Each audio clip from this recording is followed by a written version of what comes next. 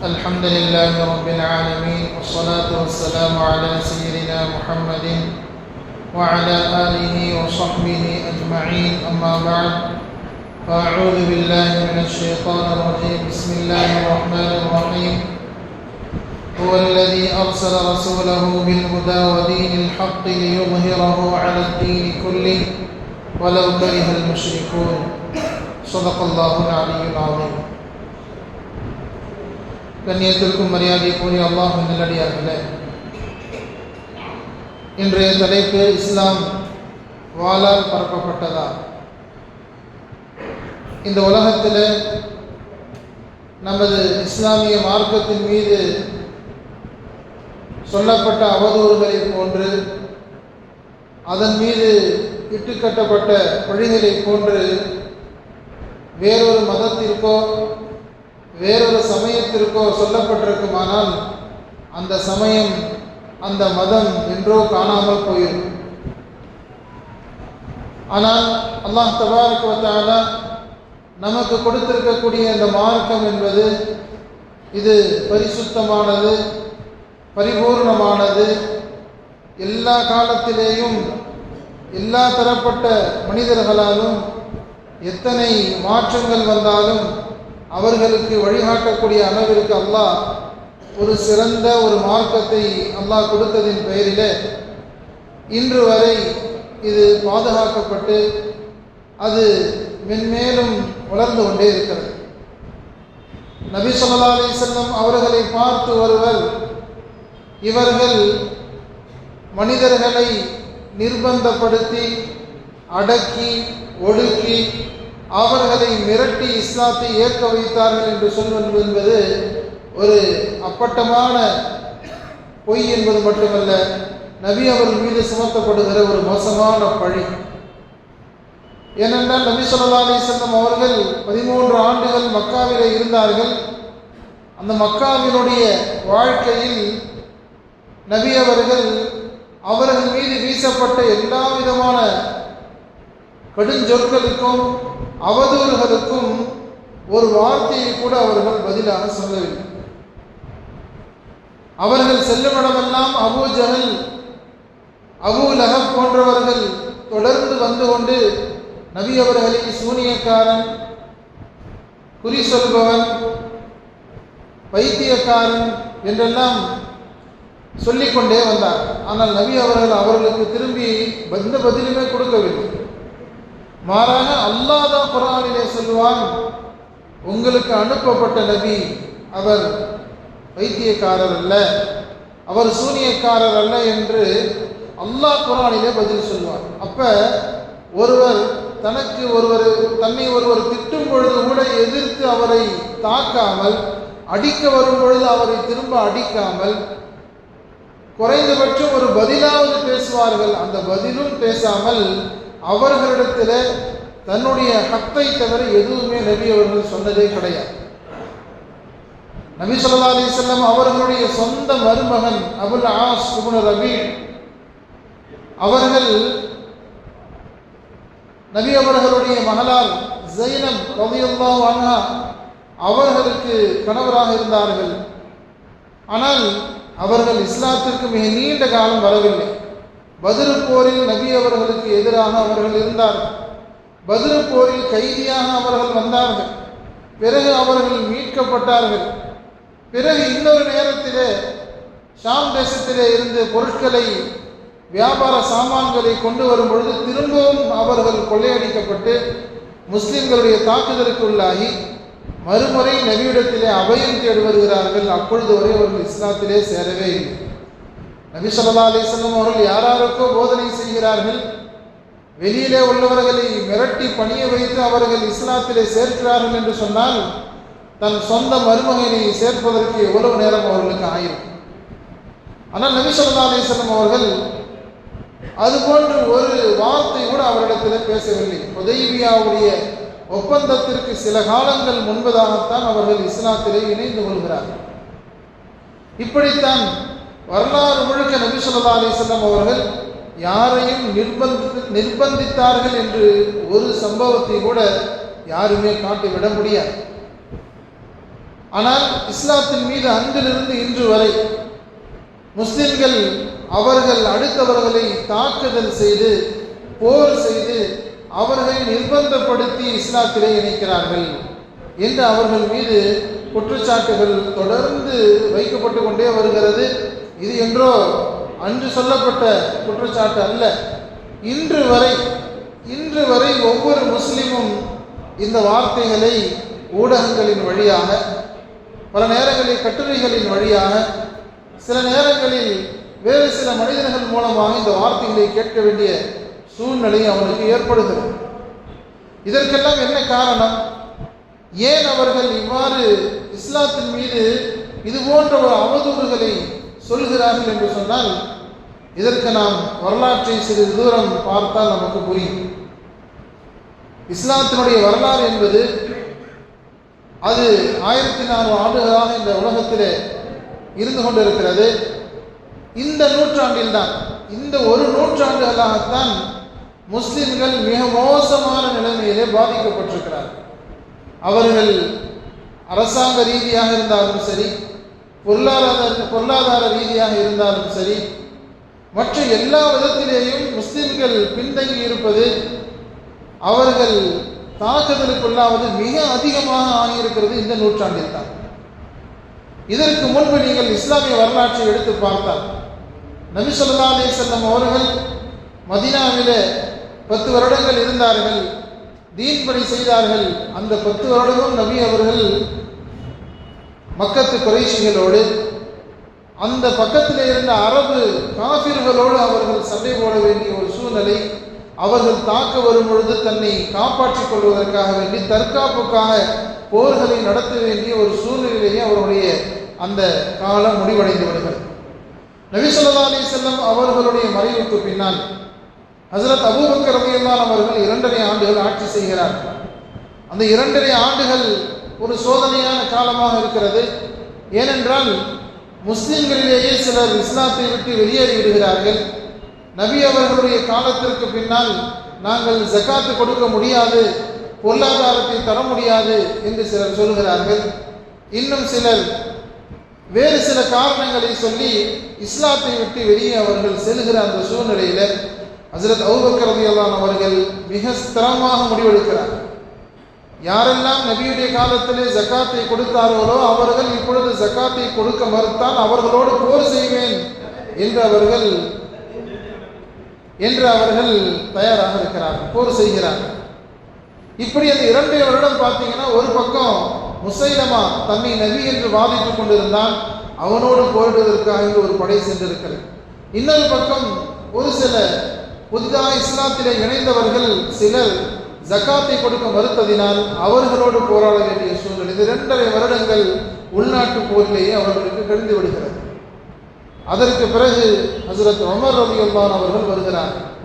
ஹஜ்ரத் Umar ரலியல்லாஹுடைய ஆட்சி தான் மிகச்சிறந்த ஒரு முறையிலே அவர்கள் இந்த உள்நாட்டு பிரச்சனைகள் எல்லாம் தீர்ந்து அரபு நாட்டிலே இருந்த காஃபிர்கள் எல்லாம் முஸ்லீமாக மாறியதற்கு பின்னால் வெளியிலே கவனம் செலுத்த தொடங்குகிறார்.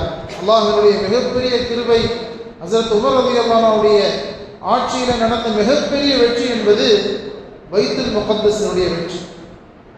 பைத்துல் முகத்தஸினுடைய வெற்றி நபி அவர்களுடைய வஃபாத்திற்கு ஒரு 5 வருடங்கள் தான் ஆகியிருக்கக்கூடிய அந்த நேரத்தில், அந்த குறுகிய அந்த காலத்திலேயே ஹஜ்ரத் உமர் ரலியல்லாஹு அவர்கள் பைத்துல் முகத்தஸை முஸ்லிம்களுடைய வசம் மாற்றி விடுகின்றார்.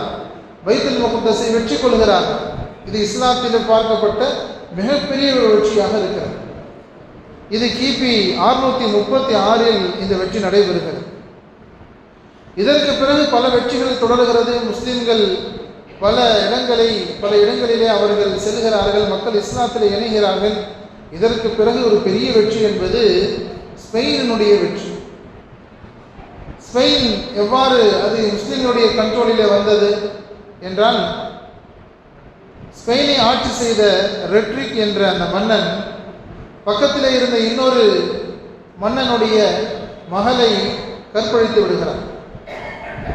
அதே நேரத்தில் மிகப்பெரிய ஒரு கொடுமையான ஒரு ஆட்சியையும் அவன் செய்து கொண்டிருக்கிறான். எனவே பக்கத்திலே இருந்த அந்த மன்னரும் சரி, அந்த நாட்டிலே இருந்த குடிமக்களும் சரி, முஸ்லிம் ஹலீஃபாவுக்கு கடிதம் எழுதுகிறார்கள், எங்களை நீங்கள் காப்பாற்ற வர வேண்டும், எங்களுக்கு சக்தி இல்லை, அவனை எதிர்க்க சக்தி இல்லை, முஸ்லிம்கள் நீங்கள் வந்து எங்களை காப்பாற்றி கொடுக்க வேண்டும் என்று அவர்கள் கடிதம் எழுதுகிறார்கள். முஸ்லிம்களுடைய தளபதி மூசா இப்னு நுஸைர் அவர்கள் அந்த இடங்களிலே பொறுப்பாக இருக்கிறார்கள்.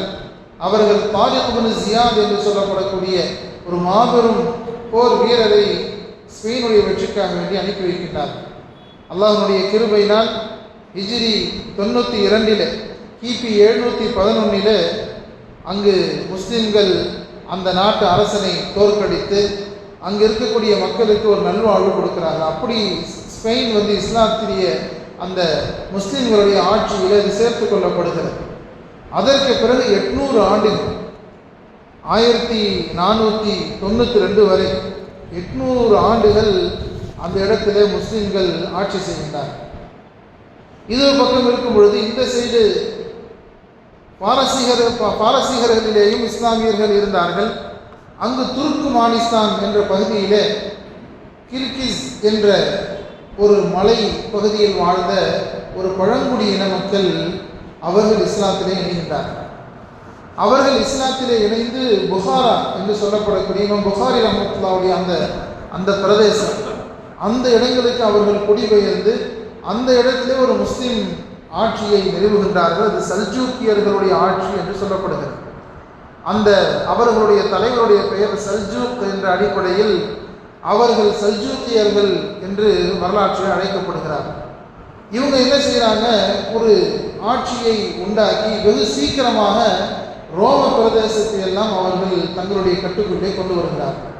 அதாவது முஸ்லிம்களை பொறுத்தவரை அல்லாஹ் அவர்களுடைய அந்த பரிசுத்தமான அவர்கள் இந்த தீனின் மீது அவர்கள் ஸ்திரமாக நிலையாக இருந்ததின் காரணமாக அவங்க எங்கெல்லாம் போறாங்களோ பெரும்பாலும் அவர்களுக்கு இலகுவாகவே வெற்றிகள் கிடைத்தன.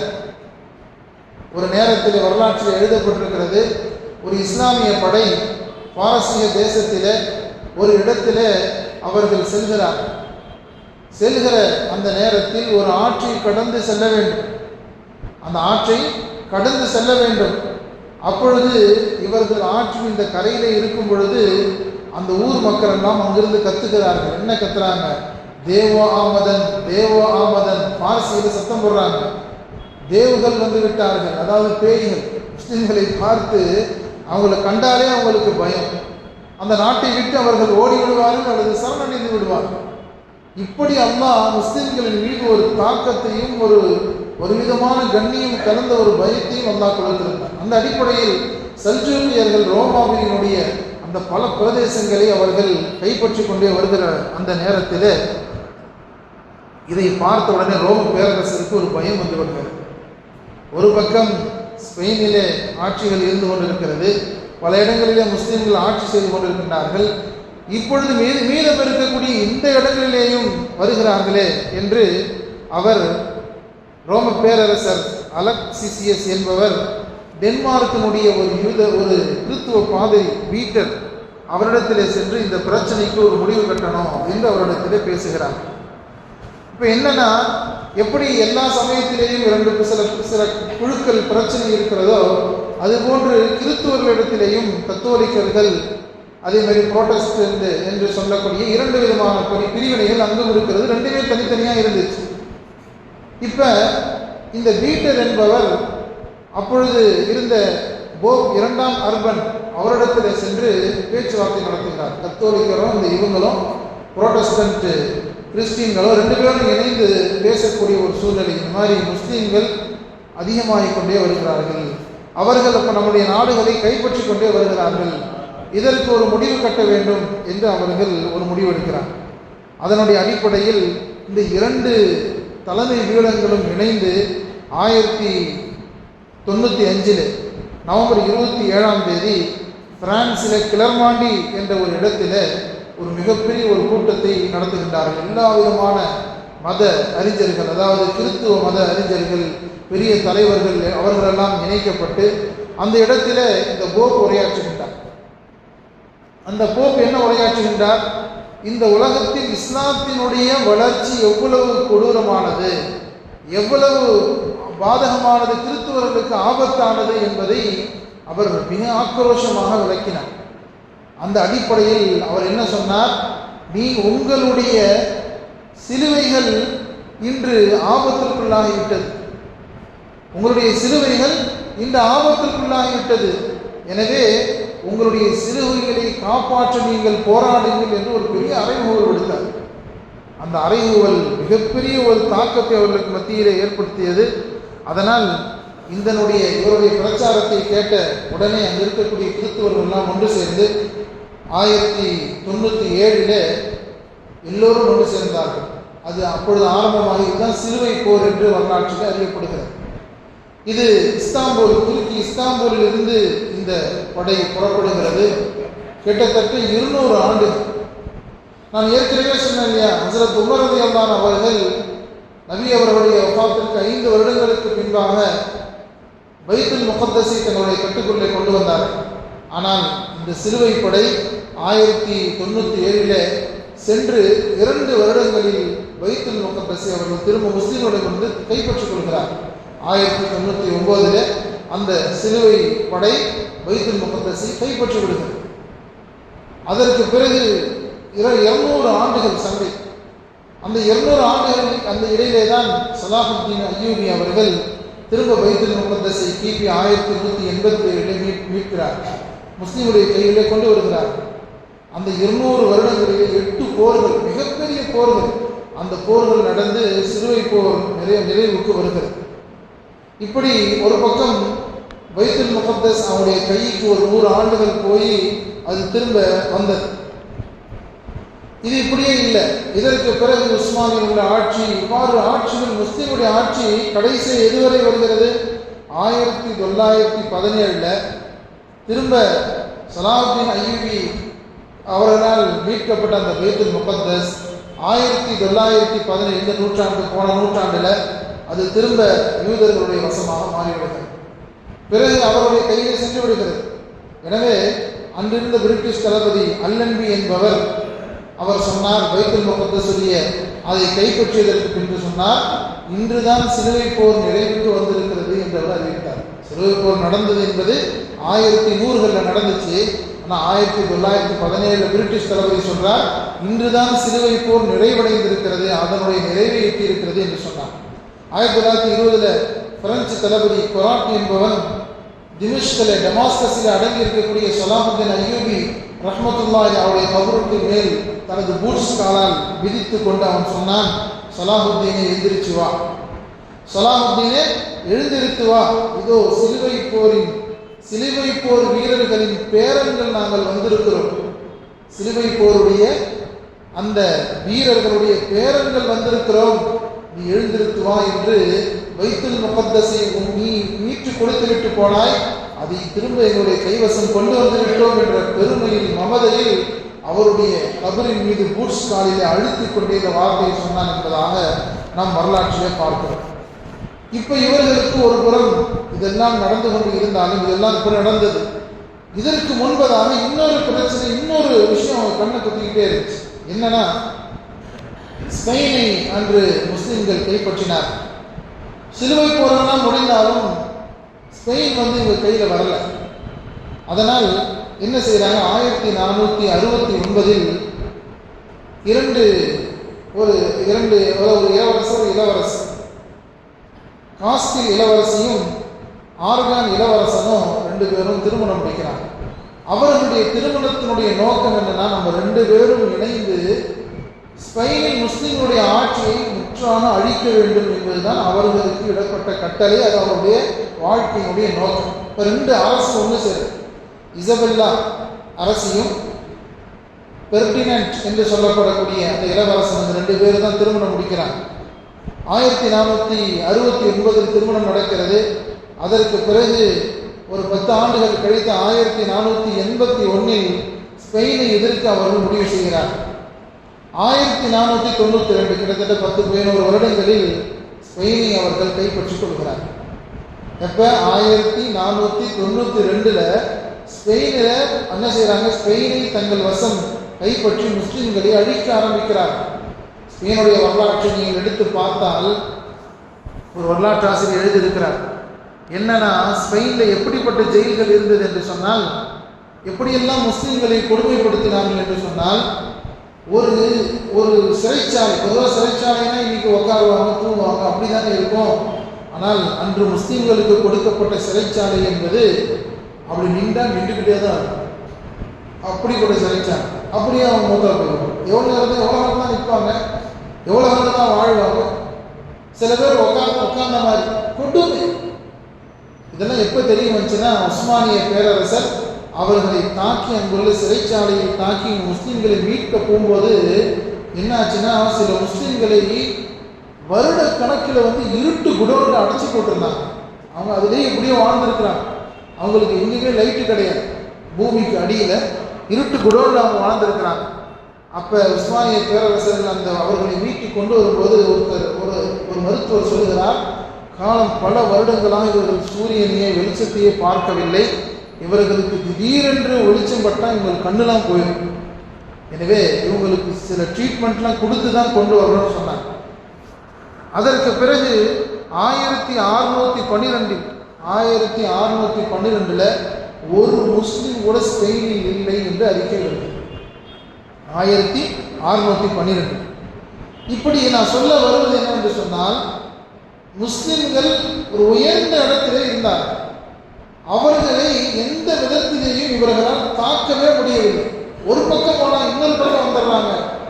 இப்படியாக முஸ்லிம்களுடைய அந்த முன்னேற்றம் என்பது இவர்களுக்கு அவர்களை எதிர்த்து நிற்கக்கூட முடியாத ஒரு காலம் இருந்தது. இந்த நூற்றாண்டு வரை 1917 பைத்துல் முகத்தஸை படித்து அதற்கு முன்பதாக அந்த துருக்கியினுடைய அந்த கிலாஃபத்தை உஸ்மானியாவை முடிவுக்கு கொண்டு வருகிற வரை இந்த உலகத்திலே முஸ்லீம்களை அவர்களால் அசைக்க முடியவில்லை.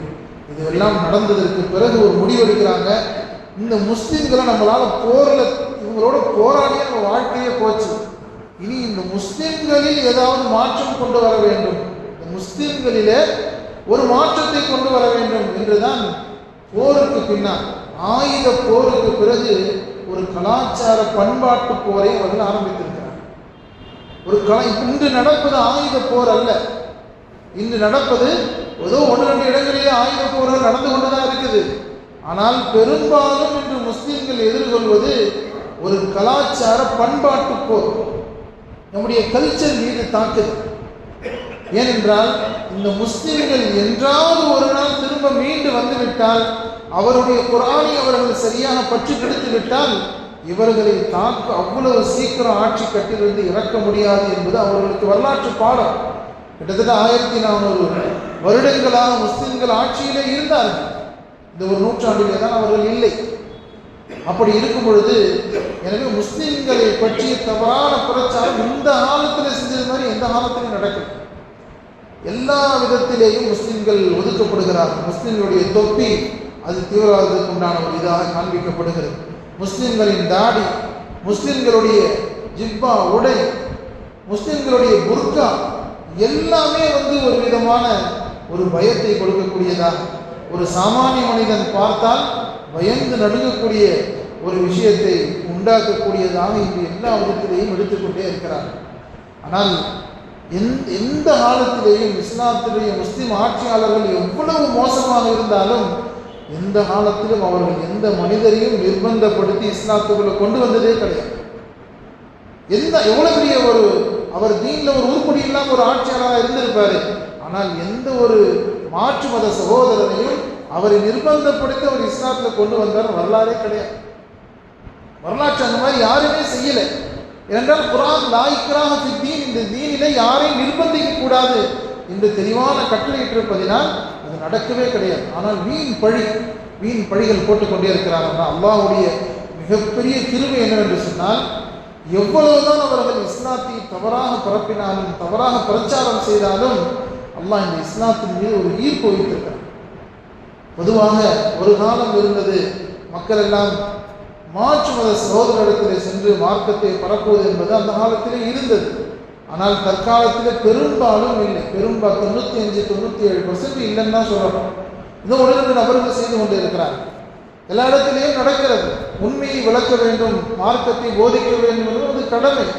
ஆனால் நம்முடைய நிலைமை கொஞ்சம் விபரீதமாக இருப்பதனால் அது யாரும் எடுத்து செய்வதற்கு முன்வரவில்லை. ஆனால் அல்லாஹ் தபாரக வ தஆலா நாம் எந்த ஒரு பிரச்சாரமும் செய்யாமலேயே பல மக்களை இஸ்லாத்தின் பக்கம் இணைத்துக் கொண்டே இருக்கிறார்கள்.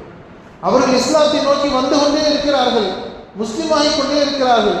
நீங்கள் புர்கா பெண்களை அடக்கி வைக்கிறார்கள், புர்கா போட வைக்கிறார்கள், அவர்களுக்கு கொடுமை நடக்கிறது என்று பேசப்படுகிற ஐரோப்பாவில் நிறைய முஸ்லிம்கள் வருகிறார்கள், இஸ்லாத்திற்கு நிறைய கிறிஸ்துவர்கள் யூதர்கள் இஸ்லாத்திற்கு வருகிறார்கள்.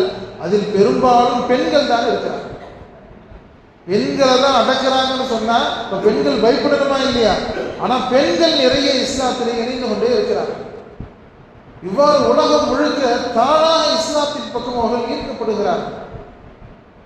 நமது நாட்டிலே ஒரு சில நபர்கள் அறியப்பட்டவர்கள், அதிலே குறிப்பாக நாம் எல்லாம் அறிந்திருப்போம், கலீம் அஹ்மது சித்திகி தாமத் பரகாத்துஹும் அவர்கள் யூபியிலே இருக்கிறார்கள். அவர்கள் தீன் பணி நிறைய செய்திருக்கிறார்கள். அல்லாமா அபுல் ஹசன் அலி அல் ஹசனி அல் நதவி அவர்களுடைய மாணவராக அவர்கள் இருக்கிறார்கள். அவர்களுடைய வாக்குறுதியின் பெயரிலே நீங்கள் மாற்று மதத்தவர்கள் இஸ்லாத்தை கொண்டு சேர்க்க வேண்டும், அல்லாஹ்வுடைய இந்த கடமையை யாரும் செய்வதில்லை, நீங்கள் தனி ஆளாக இதை செய்ய வேண்டும் என்று அவர்களிடத்தில் வாக்குறுதி பெற்றதின் பெயரிலே அவர்கள் தனி மரமாக இந்த இஸ்லாத்தினுடைய இந்த பரப்புரையை செய்து கொண்டே இருந்தார்கள். டெல்லியில, யூபியில, அதை சுற்றி எல்லா பகுதியிலே. இன்று அவர்கள் சிறையிலே இருக்கிறார்கள். இந்த இஸ்லாத்தை பரப்பின அந்த மத பரப்புரை குற்றச்சாட்டின் பெயரிலே அவர்கள் நிர்பந்தமாக இஸ்லாத்தில் வந்து சில பேரை சேர்த்தாங்க என்கிற பெயரில் இன்று அவர்கள் யூபியிலே சிறையிலே அடைக்கப்பட்டு திரும்ப ஜாமீன் கிடைச்சி திரும்ப இப்போ சிறைக்குள்ளே இருக்கிறார்கள். அல்லாஹ் அவர்களுக்கு ஒரு நல்ல ஒரு காலத்தை கொடுக்க வேண்டும். அவர்கள் வந்து ஒரு பத்திரிகை நடத்தினாங்க. அந்த பத்திரிகையில் யாரெல்லாம் புதுசாக இஸ்லாத்தில் வர்றாங்களோ அவங்களுடைய வரலாற்றை எடுத்து போடுவது அவங்களுடைய பழக்கம். தைரியமாக செய்தார். அதில் ஒரு வரலாறு உண்மையிலே ரொம்ப ஆச்சரியமான. அவங்க சொல்கிறாங்க, அங்கே யூபியில் இருக்கக்கூடிய ஒரு கிராமத்தில் ஒரு இந்து குடும்பம், 2 சகோதரர்கள், அண்ணன் தம்பி, அண்ணனுக்கு 2 பொண்ணு, ஒரு தம்பி, தம்பிக்கு குழந்தை இல்லை. இந்த ஒரு குடும்பம். இவர்களுடைய பழக்கம் என்னன்னா, இவங்க வந்து பெரும்பாலும் இந்த கொள்ளையடித்து வாழ்வதுதான் இவர்களுடைய பழக்கம். அந்த 2 பெண்களிலே மூத்த பெண், அந்த பெண்ணுக்கு ஹீரா என்று பெயர். அந்த பெண்ணு வந்து ரொம்ப சந்தோஷமாக எல்லோரிடத்திலையும் சகஜமாக பழக்கூடிய ஒரு ஜாலியான ஒரு பெண். அந்த பெண் என்ன நடக்கிறது, அந்த பெண்ணு வந்து ஒரு நாள் ஒரு மாற்று மத சகோதரர் தான், நம்ம ஆள் இல்லை, ஒரு மாற்று மத சகோதரரோடு ஓடி போயிடுறான். காதல்ன்ற பெயரில் ஓடி போயிடுறான். ஓடி போனால் ஓடி போகக்கூடிய அந்த யாரோட ஓடி போனாங்களோ அவனும் ஒரு கொள்ளை கூட்டத்தில் தான் இருக்கிறான். அவன் ஒரு காட்டில் தான் அவனும் இருக்கிறான். இவங்க குடும்பமும் ஒரு கொள்ளையடிக்கக்கூடிய ஒரு குடும்பம் தான். ஓடி போன அந்த காதலன் அவனும் ஒரு குரூப், இந்த கொள்ளையடிக்கக்கூடிய ஒரு குரூப்பில் தான் அவனும் ஒரு மெம்பராக இருக்கான். அந்த குரூப்போடு ஓடி போயிடுறான். இதில் ஓடி போய் அந்த ஒரு ஊருக்கு ஒதுக்குப்புறமாக ஒரு காட்டு புதரில் அவங்க தங்கி இருக்கிறாங்க. அங்கே தான் இந்த பொண்ணும் தங்கி இருக்கிறா. அவங்க ஒரு குழுவாக செயல்பட்டு கொண்டு இருக்கிறாங்க. இப்போ அந்த பெண்ணுக்கு ஆரம்பத்தில் யாரும் தெரியல. ஆனால் ஓடி போன பின்னாடி தான் இந்த மாதிரிலாம் அந்த விஷயம் அந்த பெண்ணுக்கு தெரிய வருகிறது. ஒரு 8ஆவதோ 10ஆவதோ அந்த பெண் படித்திருக்கிறார். அப்படி இருக்கும்போது அவளுக்கு தன்னோட வீட்டு ஞாபகம் வந்துக்கிட்டே இருக்கு.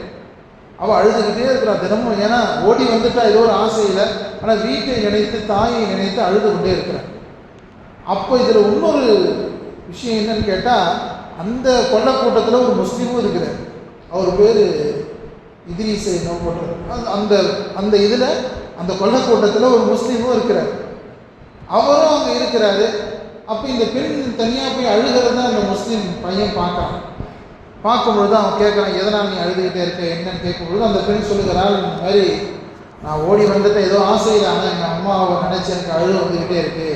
நான் எப்படியாச்சும் போகணும், இவங்க இவ்வளோ மோசமாக இருப்பாங்கன்னு எனக்கு தெரியாது, இவங்களாம் கொள்ள கூட்டன்னு எனக்கு தெரியாது, எனக்கு பயமாக இருக்குது, இவங்க என்ன ஏதாச்சும் தவறான செஞ்சிருவாங்களோ, என்னை கற்பழிச்சிருவாங்களோ, எனக்கு பயமாக இருக்குதுன்னு உடனே அந்த முஸ்லீம் என்ன சொல்லியிருக்கிறாரு, உனக்கு நான் வாக்குறுதி கொடுக்குறேன், நான் இங்கே கொள்ளையடித்தா கூட நான் ஒரு முஸ்லீம் தான், நான் உனக்கு வாக்குறுதி கொடுக்குறேன், நான் வாக்குறுதி மாற மாட்டேன், உன்னை எப்படியாச்சும் ஒரு நாள் உன் வீட்டுக்கு நான் அனுப்பிச்சிடுறேன் என்று அவங்க பேசி கடைசியில் என்ன செய்கிறாங்க, அந்த பெண்ணு வந்திருக்கிறாங்க. அந்த பெண்ணை பார்த்து ஒரு கொள்ளை கூட்டம் அப்படின்னு அப்படி தானே இருப்பாங்க, ஒருத்தர் வாட்ச் பண்ணிக்கிட்டே இருப்பாங்க, அவன் என்ன பண்ணுறான்னு பார்ப்பாங்க. இப்போ அந்த பெண்ணை தனியாக வச்சு வாட்ச் பண்ணிக்கிட்டே இருக்கிறாங்க. இது பெரிய சிரமமாக இருக்குது. அப்போ அந்த பையன் சொல்கிறான், இந்த பெண்ணை இப்படி தனியாக ஒரு ஆளை போட்டு பார்த்துக்கிட்டே இருக்கீங்க இல்லையா, அந்த பொண்ணுக்கு ஒரு ஷர்ட் பேண்ட்டை கொடுக்க, நம்மள மாதிரி ஆம்பளை மாதிரி நம்மளோட சுத்த முடியை வெட்டிக்கிட்டு என்று ஒரு ஐடியா கொடுக்கணும். எனவே அந்த பெண்ணுக்கு வந்து ஒரு வெளியே வரக்கூடிய ஒரு சுதந்திரம் கிடைக்குது. அப்போ இந்த ஆண்களோடு அந்த பெண்ணும் பழகி வந்துக்கிட்டே இருக்கும் பொழுது ஒரு நாள் இவருடைய ஊருக்கு ஒரு வேலையாக ஒரு அனுப்ப வேண்டிய ஒரு சூழ்நிலை வரும். அப்போ அந்த பெண்மணியை தேர்ந்தெடுத்து இந்த பொண்ணு இருக்கிறா, இவனை அமைச்சு வைக்கிறான், முடிவு எடுக்கிறான். அப்போ இவர் தான் இந்த இதிலிஸ் தான் அந்த முடிவெல்லாம் கொடுக்குறார். அப்படி தான் வீட்டுக்கு அனுப்பும்போது அந்த பெண்ணுக்கிட்ட சொல்கிறாரு, நீ என் வீட்டுக்கு போ, என் வீட்டுக்கு போய் எங்கள் அண்ணன் அங்கே இருப்பார், அவர்கிட்ட உன்னுடைய சம்பவத்தை எல்லாம் சொல்லிட்டு நான் சொல்கிற மாதிரி நீ செய்யணும். என்ன செய்யணும்? எனது அண்ணனை வந்து என்னை வந்து பார்க்க சொல்லு, என்னை வந்து பார்க்க சொல்லிட்டு நீ அங்கே இருக்கக்கூடிய போலீஸ் ஸ்டேஷனில் போய் ஒரு கம்ப்ளைண்ட் கொடு. இந்த மாதிரி நான் வந்து ஒரு இடத்துல போனேன், என்னை எடுத்துக்கிட்டு கூட்டிகிட்டு போயிட்டாங்க, என்னை வந்து கடத்திக்கிட்டு போயிட்டாங்க, எனக்கு பாதுகாப்பு கொடுங்கன்னு சொல்லி போலீஸ் ஸ்டேஷனில் நீங்கள் வந்து கேஸ் கொடுங்கன்னு சொல்கிறாங்க. உடனே அந்த பெண்ணும் அதே மாதிரி செய்கிறாங்க. செய்த உடனே போலீஸுக்கு ஆல்ரெடி அவங்க அம்மா அப்பா கொடுத்த கேஸ் இருக்குது. உடனே பார்க்குறாங்க, மாட்டிக்கிட்டீங்களா அப்படின்னு சொல்லிட்டு இந்த பெண் வந்துட்டு அலான்னு சொல்லி அவங்க வீட்டுக்கு கூப்பிட்டு போயிடறாங்க. இதுக்கு பின்னாடி தான் சம்பவமே ஆரம்பிக்கும். இதுக்கு பின்னாடி என்ன நடக்குது? அந்த பெண்மணி அந்த பெண் அவங்க வீட்டுக்கு போன உடனே அவங்கள வந்து யாருமே ஏற்றுக்க தயாராக இல்லை, ஓடி போயிட்டா அப்படின்னு சொல்லி ஏற்றுக்க யாருமே தயாராக இல்லை. அப்படி இருக்கும்போது அவங்க சொல்கிறாங்க, இல்லை என்னை யாருமே எந்த தப்புமே செய்யலை, நான் உண்மையிலே கற்போடு தான் இருக்கணும் போது யாருமே நம்பலை. பிறகு டாக்டர்கிட்ட போய் செக் பண்ணி அதை நம்புகிறாங்க. ஆனால் இதில் என்ன ஒரு மாற்றம் ஏற்படுதுன்னா, இந்த ஒரு முஸ்லீம் பையன் வந்து இந்த வாக்குறுதியின் பேரில் அந்த பெண்ணுடைய கற்பை காப்பாற்றினதுனால அந்த முஸ்லீமின் மீது இவனுக்கு ஒரு பரிவு ஏற்படுது, இந்த பெண்ணுக்கு ஒரு பரிவு ஏற்படுது. இப்போ ஏன் எல்லாமே கொள்ளையடிக்கிறாங்க, ஆனால் இந்த பையன் மட்டும் கொஞ்சம் டிஃப்ரெண்ட்டாக நம்ம மேலே ஏன் இவ்வளோ அக்கறை வச்சாங்க, நம்மளுடைய கருப்பு பாதுகாக்கப்படணும்னு ஏன் இவர் நினைச்சாங்க? என்ன அந்த பெண்மணிக்கு ஒரு சிந்தனை வந்து இஸ்லாத்தின் பக்கம் அவர்களுக்கு ஈர்ப்பு வருகிறது. அவங்க என்ன செய்கிறாங்க, அங்கிருந்து பக்கத்தில் இருக்கக்கூடிய ஏதோ ஒரு இடத்துல கேள்விப்பட்டு இஸ்லாத்தில் இணைந்து பிறகு கலீம் அஹமது சித்திக்கு அவங்கள்ட்ட வந்துடுறாங்க. இது பல லிங்க் மூலிமா இங்கே போங்க உங்களுக்கு அடைக்கலம் கொடுப்பாங்கன்னு இங்கே வந்துடுறாங்க. இங்கே வந்ததற்கு பிறகு அவங்க என்ன செய்கிறாங்க, தனது தங்கையின் வீட்டுக்கு அனுப்பிச்சி வச்சிடுறாங்க. அவங்க நிறைய பேர் அந்த மாதிரி பாதுகாத்துக்கிட்டு இருக்கிறாங்க. இப்போ அவங்க கிட்டத்தட்ட ஒரு 1.5 வருஷம் அங்கே இருக்கும் பொழுது ஒரு நாள் அவங்க ஒரு கனவு பார்க்குறாங்க. தாயார் வஃபாத் ஆகிற மாதிரி ஏதோ ஒரு கனவு பார்க்குறாங்க. இந்த கனவு பார்த்ததுலேருந்து அவங்களுக்கு வீட்டுக்கு போகணுன்னு ஒரு ஆசை இருந்துக்கிட்டே இருக்கு. அதனால் ஒரு நீண்ட ஒரு போராட்டத்திற்கு பிறகு அவங்க வந்து ஹசரத்துக்கு அனுமதி வாங்கி வீட்டுக்கு போகிறாங்க. இந்த 1.5 வருஷம் இங்கே இருந்ததான் குடும்பத்துக்கு தெரியாது. திரும்ப இவங்க முஸ்லீமாகி வந்துட்டாங்க, உண்மையான முஸ்லீமான பொண்ணாக புர்கா போட்டுட்டு வந்த உடனே அந்த குடும்பத்தில் பெரிய பிரச்சனை வரும். ஏற்கனவே ஒரு தடவை ஓடி போயிட்டா, அப்புறம் இப்போ வந்து முஸ்லீமாக மாறிட்டா. இவரை சும்மா விடக்கூடாதுன்னு சொல்லிட்டு அவங்க ஊரில் வைக்காமல் வெளியே வச்சுருந்தாங்க. இவரை ஏதாச்சும் ஒன்று பண்ணணும்னு சொல்லி முடிவெடுத்து அந்த அண்ணனும் தம்பியும் என்ன செய்கிறாங்க, சொந்த அப்பா தம்பி என்ன செய்கிறாங்க, அவர்கிட்ட எவ்வளோ பேசி பார்க்குறாங்க. அவங்க இஸ்லாத்தை விட்டு வெளியே வர்ற மாதிரியே இல்லை. உடனே அவர்களை அழைத்து சென்று உங்களுடைய தாதா வீட்டுக்கு போகலாம் அப்படின்னு கூட்டிகிட்டு போய் அந்த ஊரில் போய் ஒரு இடத்துல ஊருக்கு ஒதுக்குப்புறமாக அங்கே ஒரு பள்ளம் தோண்டி அந்த பள்ளம் நிறைய என்ன செய்கிறாங்கன்னா கட்டைகளை போட்டு பிறகு இந்த பெண்ணை வந்து கூட்டு வந்து அதில் வந்து படுக்க போட்டு 5 லிட்டர் பெட்ரோலை ஊற்றுறாங்க. 5 லிட்டர் பெட்ரோலை ஊற்றி அந்த பொண்ணை பற்ற விடுறாங்க. யார்? சொந்த சிச்சா செய்கிறாரு. அப்பா ரெண்டு பார்த்துக்கிட்டு இருக்காரு. அந்த பெண்மணி அந்த பெண்ணுக்கு அல்லாஹ் எவ்வளோ இஸ்லாத்தை கொடுத்துருந்தாங்கன்னா பெண் அவங்களுடைய சிச்சா தான் இந்த சம்பவத்தெல்லாம் சொல்கிறாரு. அவர் சொல்லுகிறார், அவங்க எந்த மறுப்புமே தெரிவிக்கலை. ஏன்னா நம்ம சாவ போகிறோம்னு அவங்களுக்கு தெரிஞ்சிருச்சு.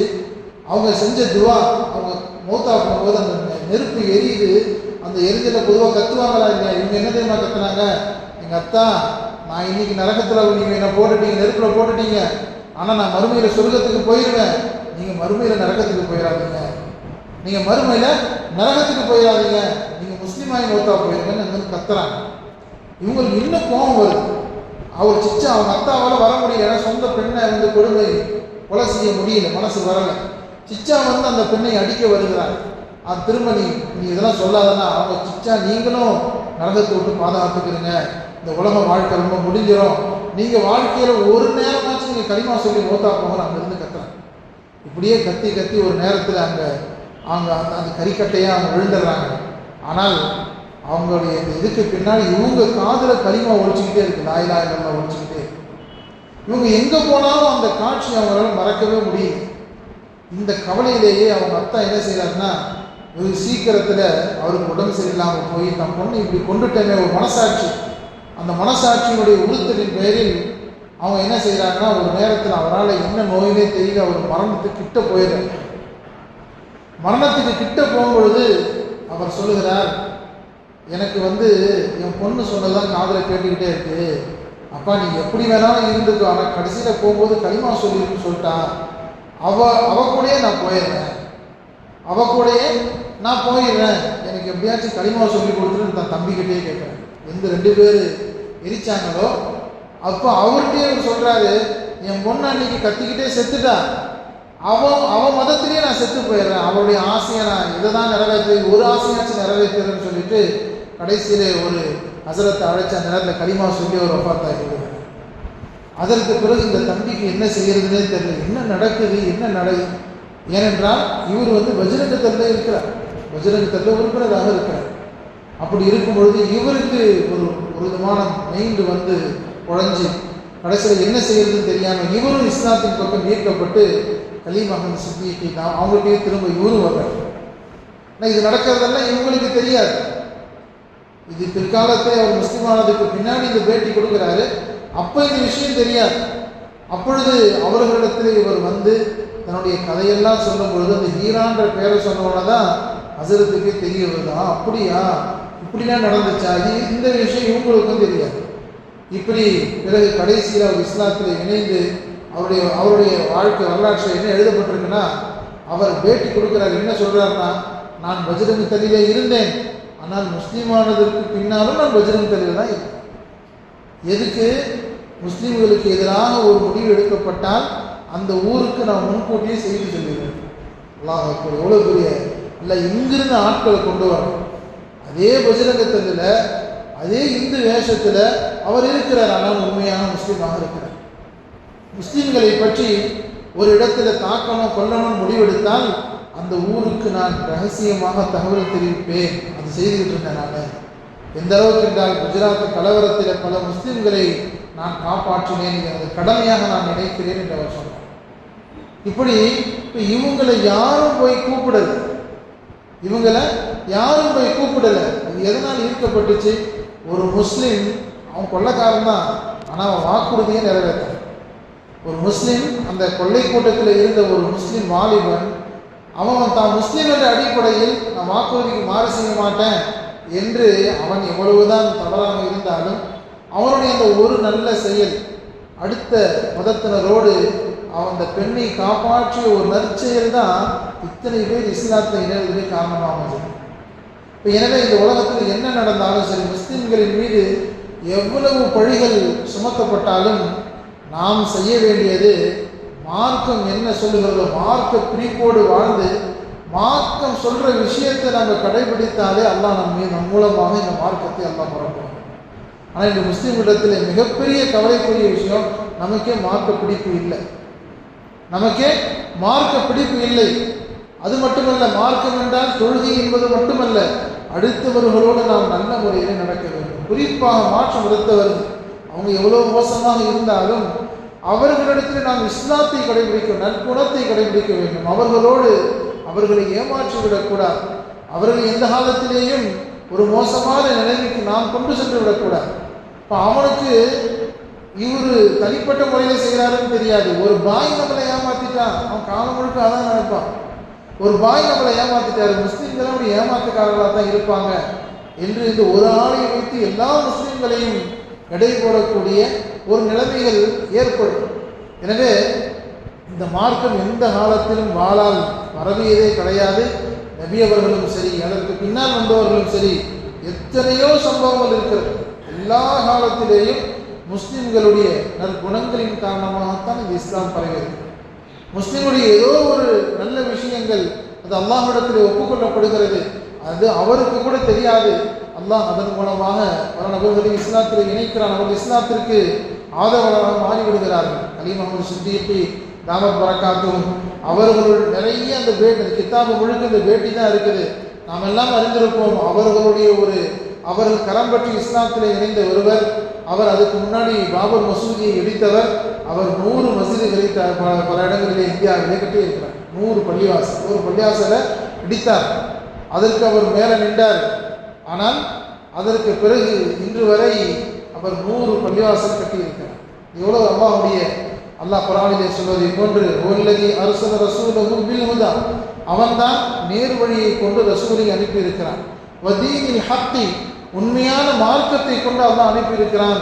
லியுத்ஹிரஹு அலத்தீனி குல்லிஹி, இந்த உலகத்திலே இருக்கிற எல்லா மார்க்கங்களையும் அது ஜெயிக்க வேண்டும், வெற்றி கொள்ள வேண்டும், அதை மீறி இது ஜெயிக்க வேண்டும் என்பதற்காக வேண்டி வலவு கரிகள் முஷ்ரிகூன், இதை முஷ்ரிக்கீன்கள் இணை வைப்பாளர்கள் வெறுத்தாலும் சரி என்று அல்லாஹ் குர்ஆனில் சொல்கிறார். இந்த உலகத்தில் இஸ்லாம் என்பது இது அல்லாஹ் அதை பாதுகாப்பதற்கு அல்லாஹ் முடிவெடுத்திருக்கிறான். நமக்கு ஒரு தௌஃபீக் கிடைச்சா அது பெரிய விஷயம். ஒரு தௌஃபீக் அல்லாஹ் நமக்கு கொடுத்தா, நம் மூலமாக ஒருத்தருக்கு ஹிதாயத்து கிடைத்தால் அது மிகப்பெரிய ஒரு விஷயம் என்பதை நாம் மறந்துவிடக்கூடாது.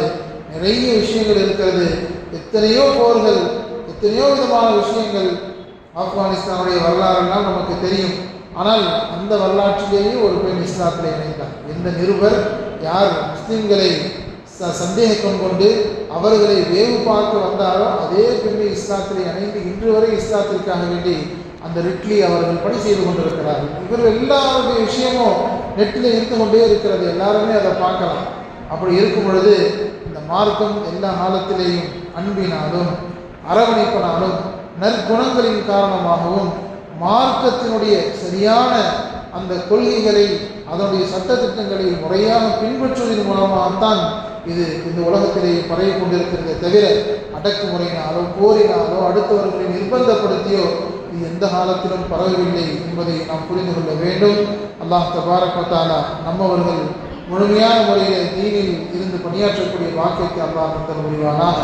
நம் மூலமாக அல்லாஹ் பல நபர்களுக்கு ஹிதாயத்து கொடுக்கக்கூடிய அந்த நல்ல கூட்டத்தில் அல்லாஹ் நம்மையும் ஆக்கி தந்தல் புரிவானாக.